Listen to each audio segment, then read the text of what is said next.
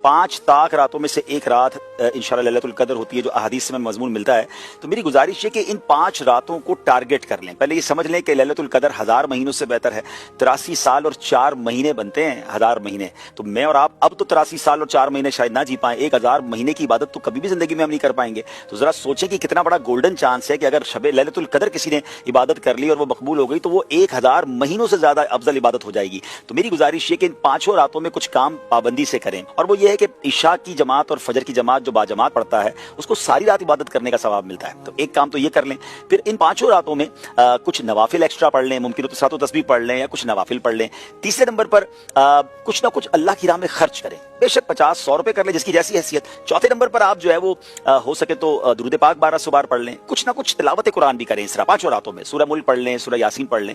और आखिरी बात ये कि अगर माँ बाप हैं तो उनके दस्तबोसी कर लें, चले गए तो हो सके तो कब्रिस्तान में हाजिरी दे दें। अब ये 5-6 नेकी के काम टारगेट कर लें और सारी 5 रातों में करें। अब इन 5 में से कोई भी रात अगर लैलतुल कदर हुई तो हमारी ये तमाम नेकियां मल्टीप्लाई हो जाएंगी इंशाअल्लाह। लैलतुल कद्र खैरुम मिन अल्फि शहर, 1000 महीनों से ज्यादा बेहतर है। तो इंशाअल्लाह अगर ये कबूल हो गया तो बेड़ा पार हो जाएगा, सवाब का अंबार लग जाएगा।